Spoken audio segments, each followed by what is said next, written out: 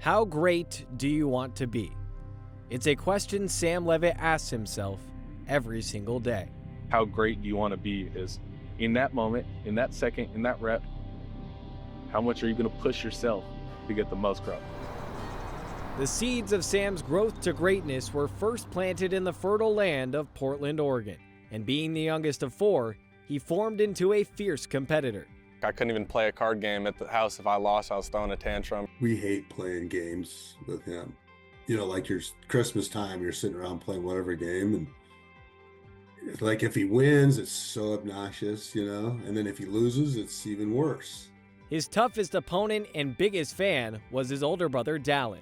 When we played one-on-one, I did not let him breathe. Like, I would try to beat him 11-0 every single time. I almost beat him in one-on-one my ninth grade year because I could really shoot it. So I just love to win, and there's nothing like winning to me. The two siblings developed a competitive connection despite being separated by 10 years in age. We just always connected on ball, and we were able to talk about hoops and football, and that was kind of just always our relationship and kind of what we leaned on to begin. You know, he taught me ball from a young age, and we went through beaters when I was, you know, cover 4, cover 3, 2 beaters and everything like that from a young age. So it was special to have that in my life.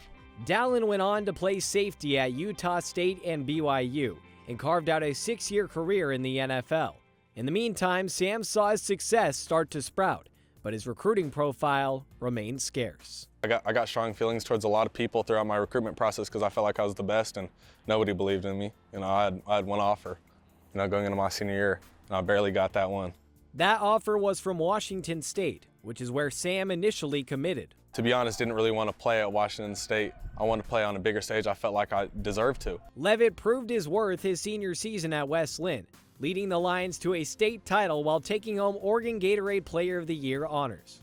Every coach wants to have a quarterback who's, hey, put the team on my back and I'll bring us the title, and that's what Sam did. Shortly thereafter, Leavitt decommitted from the Cougars and flipped to Michigan State with one goal in mind. I wrote it every single day in my meditation or in my journaling. You know, I said I will be the starter, and I'd write it 5 times, and you know, I'd do my meditations and visualize, you know, playing better and doing everything I can, and I was so dialed there. Despite Leavitt's love for East Lansing, a coaching change to Jonathan Smith at the end of his freshman year left him no choice but to leave. The coach for Oregon State didn't offer Sam. I said if he comes here, I'm not going. I'm not staying. So I just felt a lot of hatred and anger towards a lot of people who, you know, didn't view me like that, and so why would I go show them love and play for them after they disrespected me? Leavitt decided to take his talents to Tempe with a chance to do what he does best: compete. People told me not to go there because Jaden was a 5-star. He's this, that, and the third, and I wasn't going to start, and I really didn't care. He beat out the rest of the QB room and earned the Sun Devils' starting job, leading ASU to a 5-1 start before breaking his rib against Utah. It was tough when I broke my rib and we went and lost, and I was like, man, you know, we needed that win, and it was tough to not be able to participate. Upon his return from injury, Leavitt helped the Sun Devils rattle off 5 straight wins and secure a bid to the Big 12 championship.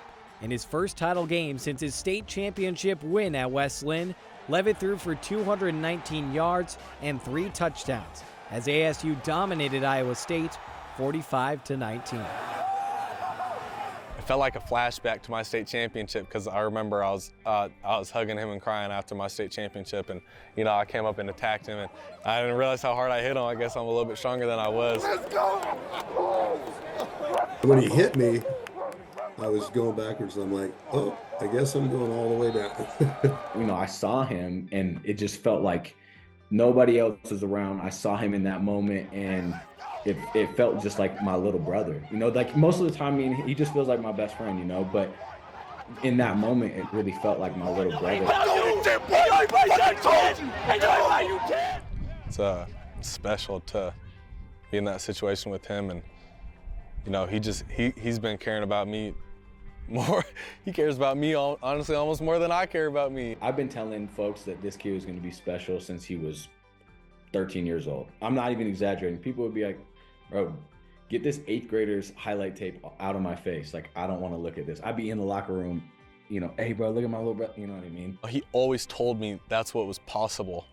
you know, and it's hard to believe as a kid, you know, like I knew it was gonna happen, but then when it would actually happen, it was like, holy crap, this is really what's happening. It's surreal for Sam, who now at 20 years old finds himself in the thick of Heisman conversations and first-round NFL draft projections, leaving him facing the same question that started it all.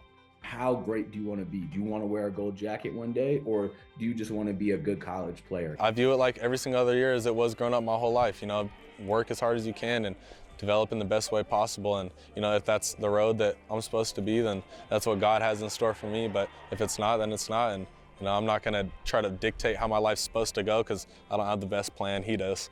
So I'm just riding that wave and just trying to get better. In Portland, Blake Neiman, Fox 10 Sports.